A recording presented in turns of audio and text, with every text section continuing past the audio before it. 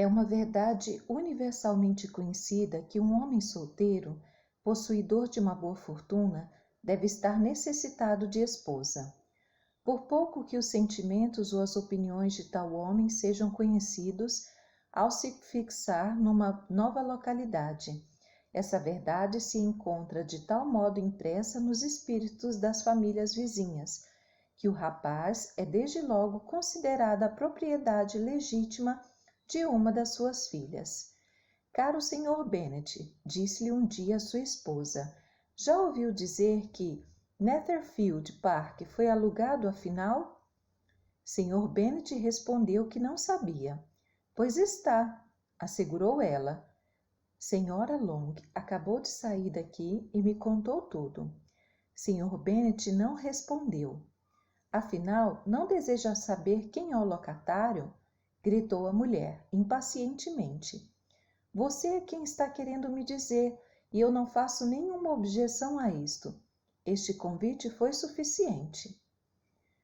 Pois, meu caro, você deve saber que Senhora Long diz que Netherfield foi alugada por um rapaz de grande fortuna, oriundo da Inglaterra, e que, além disso, ele chegou segunda-feira numa elegante caleça a fim de visitar a propriedade. Ficou tão encantado que entrou imediatamente em negócio com o Sr. Morris. Senhora Long disse também que ele entrará na posse do prédio antes do dia de São Miguel. Alguns dos seus criados devem chegar já na próxima semana. Como se chama ele? Bingley. É casado ou solteiro?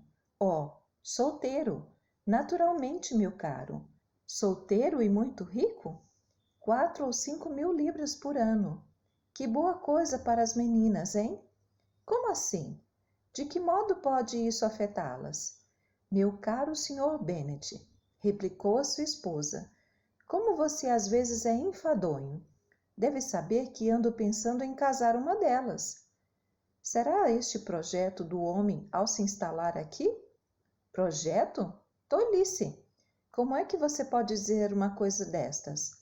É até muito provável que ele se apaixone por uma delas.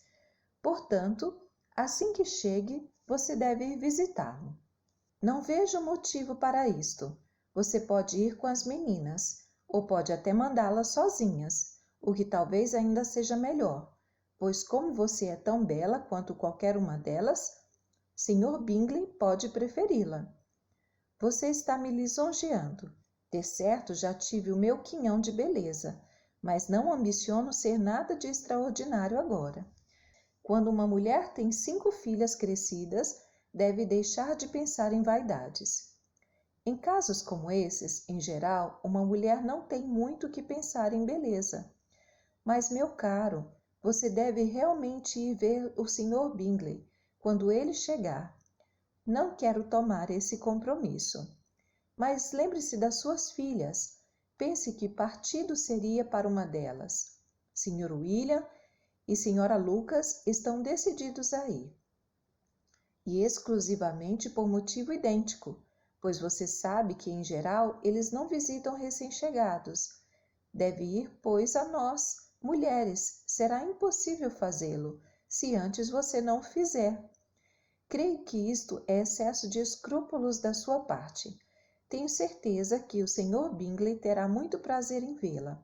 Além disso, eu lhe enviarei algumas linhas por seu intermédio, assegurando-lhe que darei o meu consentimento para que ele se case com qualquer das meninas que escolher, embora devesse acrescentar um elogio para minha pequena Lizzie. Desejo que não faça tal coisa. Lizzie não é melhor do que as outras. Estou convencida de que não tem nem a metade da beleza de Jane, e nem sequer metade do bom humor de Lídia, mas você não cessa de manifestar a sua preferência por ela. Nenhuma delas tem muito que se lhes recomende, respondeu o Sr. Bennet. São tolas e ignorantes como as outras moças, mas Lizzie é realmente um pouco mais viva do que as irmãs. Como é que pode falar mal assim dos próprios filhos, Sr. Bennet? Você se compraz em aborrecer-me. Não tem nenhuma pena dos meus pobres nervos. Está enganada, minha cara. Tenho muito respeito pelos seus nervos. São meus velhos amigos. Venho escutando você falar a respeito deles com grande consideração, pelo menos durante esses últimos 20 anos. Ah, você não sabe o que eu sofro. Espero que você se restabeleça e viva bastante tempo para ver muitos rapazes com 4.000 libras anuais de rendimento se instalarem na vizinhança. Pouco nos adiantará que venham 20 deles se você se recusar a visitá-los.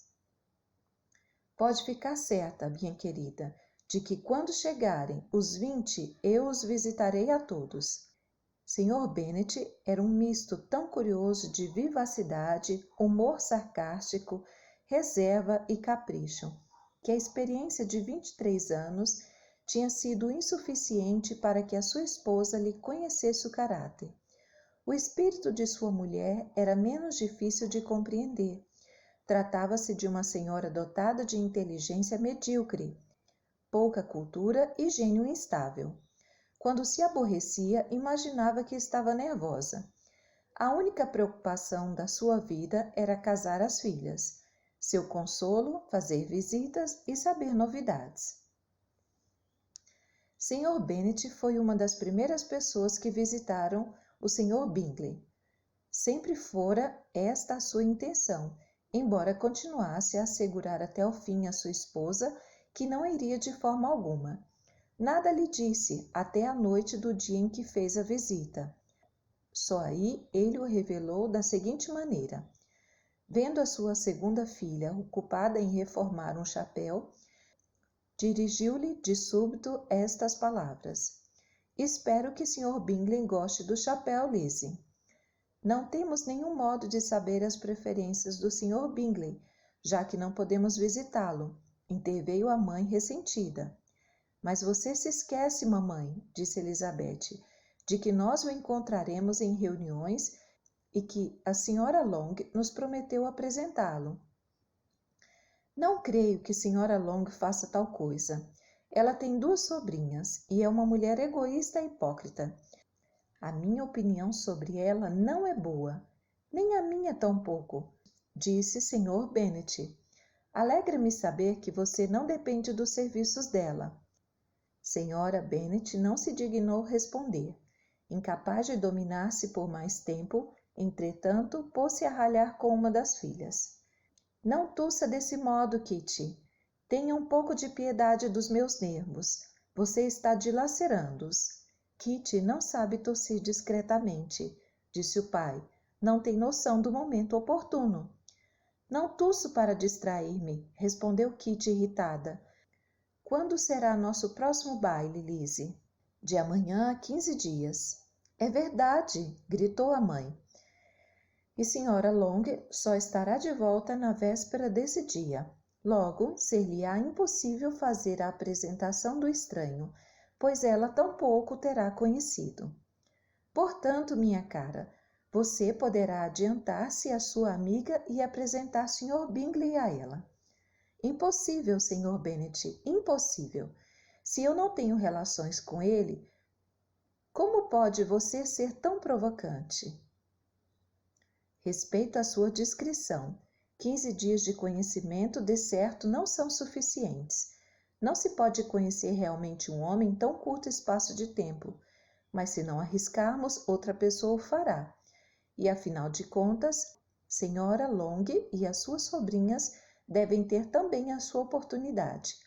E como lhe será fácil pensar que é um ato de caridade da sua parte recusar tal incumbência, eu assumirei a responsabilidade. As meninas olharam fixamente para o pai.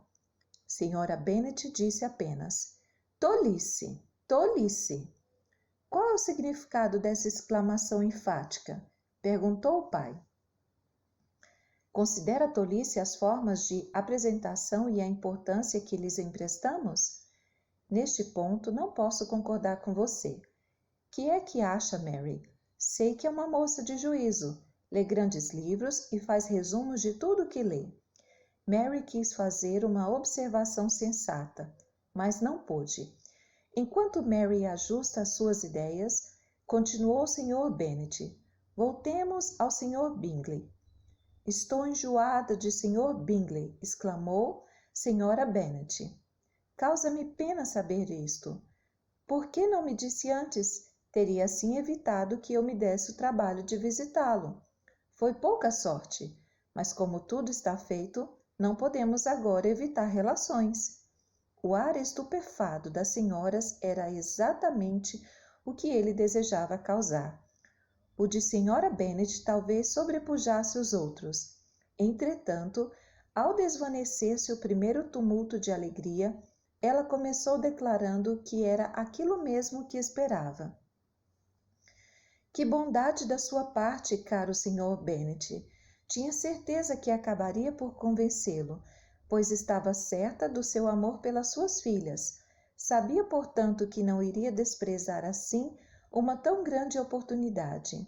Nem sabe a alegria que sinto, e com que espírito você nos enganou até o último momento. Agora, Kitty, pode tossir à vontade, disse Sr. Bennet ao deixar o quarto, enfastiado pelas demonstrações exageradas da sua esposa. Que excelente pai vocês têm, meninas, continuou ela, logo que a porta se fechou. Não sei como poderão jamais compensar tamanha bondade. Nem eu tampouco, aliás. Posso assegurar-lhes que na nossa idade não é tão agradável assim travar novas relações todos os dias. Entretanto, por vocês faríamos todos os sacrifícios. Lídia, meu bem, embora seja você a mais moça, ouso profetizar que Sr. Bingley dançará com você no próximo baile. Oh, exclamou Lídia, orgulhosa, não tenho medo, embora seja a mais moça, sou também a mais alta.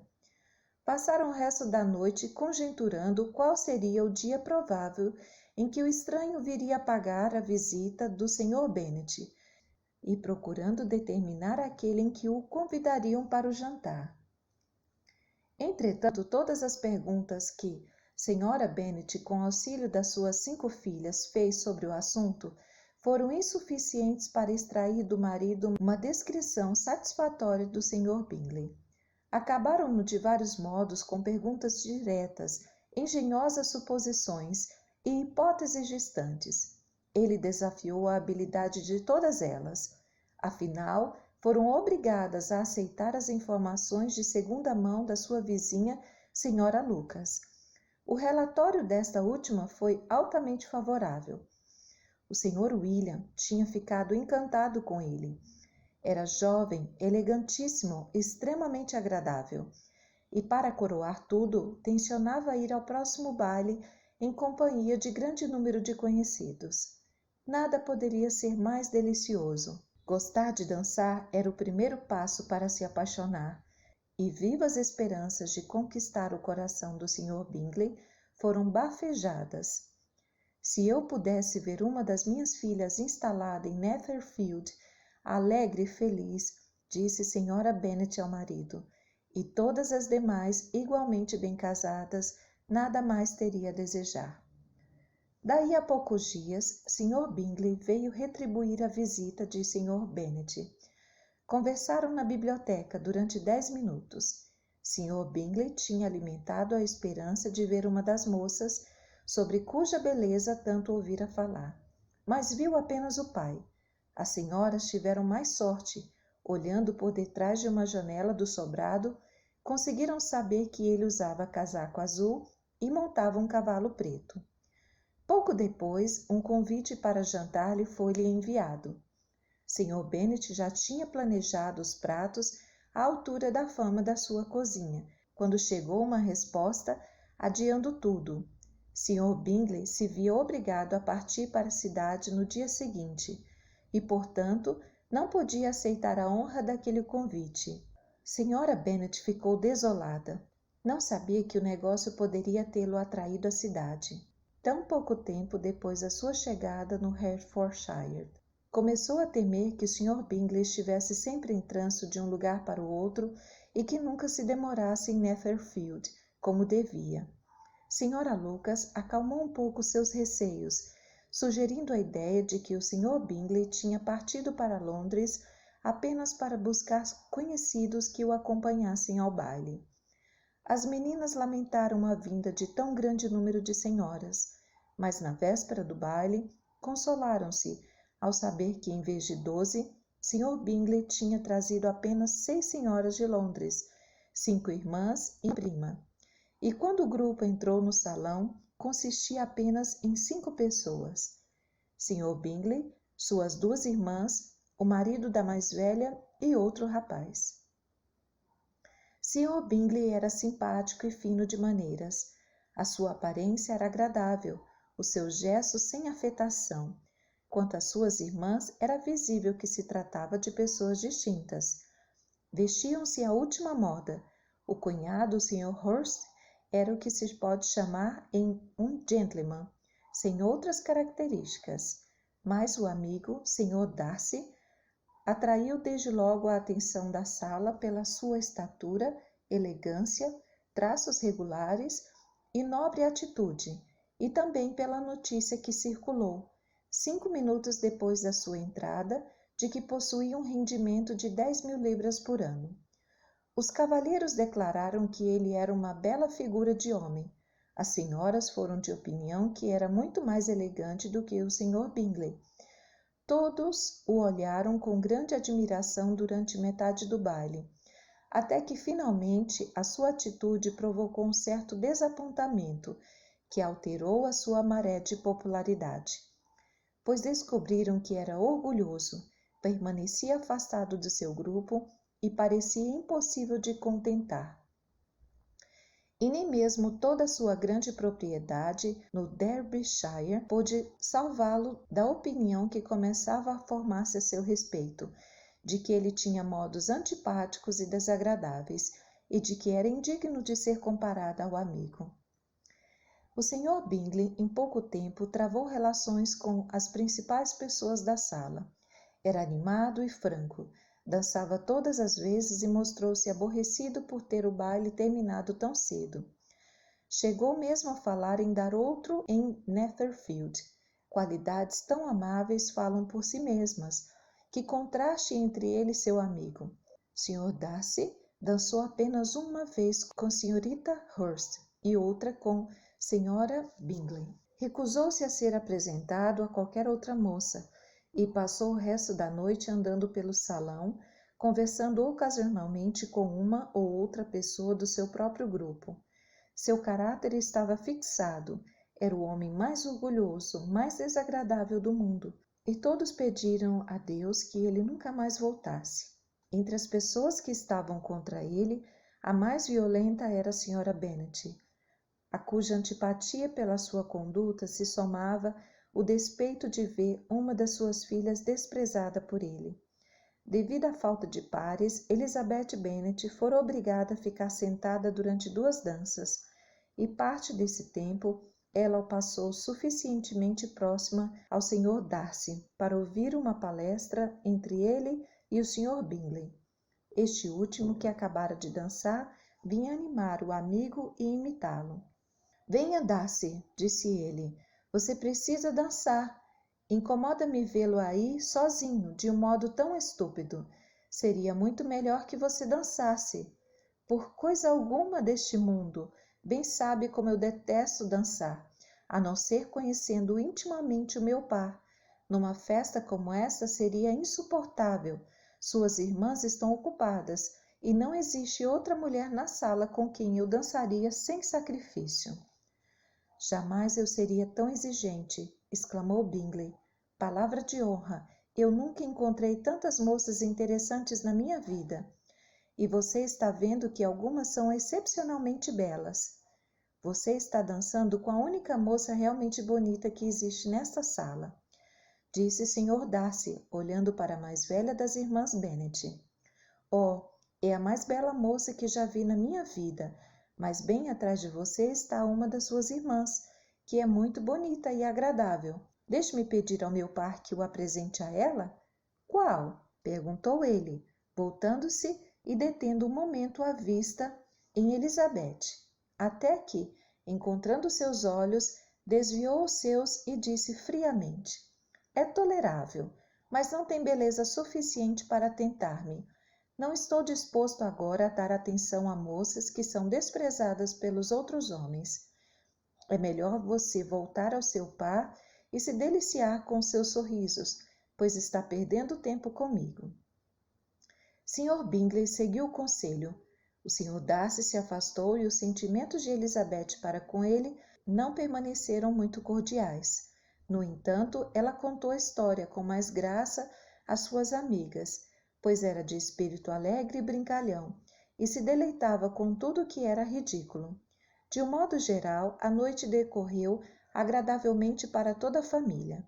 Senhora Bennet vira sua filha mais velha ser muito admirada pelo grupo de Netherfield. Sr. Bingley tinha dançado 2 vezes com ela, e as irmãs dele a tinham tratado com muita amabilidade. Jane tinha ficado tão contente quanto a sua mãe, embora manifestasse os seus sentimentos de maneira mais discreta. Elizabeth se alegrou com o prazer de Jane. Mary ouvira o seu nome mencionado por Sra. Bingley, como sendo o da moça mais dotada da reunião. Catherine e Lydia tinham tido a sorte de nunca ficarem sem par, a única coisa que elas consideravam importante num baile. Todos voltaram, pois de bom humor, para Longbourn, aldeia onde residiam e da qual eram os principais habitantes. Encontraram Sr. Bennet ainda acordado. Com o livro na mão, ele perdia a noção do tempo. Naquele momento, manifestou grande curiosidade em saber a causa de tão grande alegria. Antes de sua mulher sair para o baile, julgara que as esperanças dela seriam destruídas, mas verificou logo que a história era muito diferente. Meu caro Sr. Bennet, disse ela, entrando na sala, tivemos uma noite deliciosa, um baile excelente. Pena que você não estivesse lá. Jane foi tão admirada. Nada podia ter acontecido melhor. Todos disseram que ela estava muito bonita. Sr. Bingley achou-a linda e dançou 2 vezes com ela. Imagine, meu caro, dançou ela 2 vezes. Foi a única moça na sala com quem ele repetiu uma dança. Primeiro dançou com Srta. Lucas. Fiquei desapontada, mas, no entanto, ele não pareceu muito entusiasmado com ela. Aliás, ninguém o pôde. Sr. Bingley parecia muito impressionado com Jane, ao vê-la dançar com outro rapaz. Foi aí que ele perguntou quem era ela, pediu que o apresentassem e solicitou as 2 próximas danças. Depois dançou com Srta. King, as 2 terceiras com Maria Lucas, e as 2 quartas, as 2 quintas com Jane novamente, as 2 sextas, afinal, com Lizzie e a Boulanger. Se ele tivesse tido qualquer espécie de compaixão por mim, exclamou o marido impaciente, não teria dançado nem sequer a metade. Pelo amor de Deus, não continue a lista dos pares de Mr. Bingley. Antes ele tivesse torcido o pé na primeira dança. Oh, meu caro, continuou Sra. Bennet, fiquei encantada com ele. Ele é um lindo rapaz e as suas irmãs são encantadoras.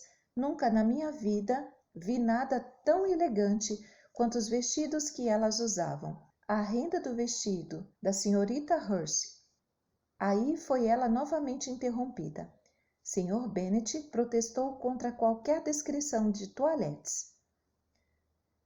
Sra. Bennet foi, então, obrigada a procurar outro aspecto do assunto e relatou com muita acrimônia e algum exagero as chocantes malcriações do Sr. Darcy.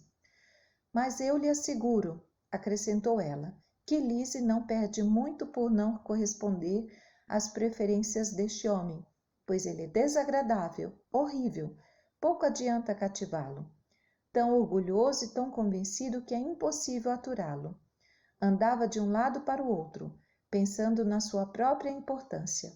Não é suficientemente antipático para que se tenha prazer em dançar com ele. Queria que você estivesse lá e lhe desse uma das suas respostas. Detesto aquele homem.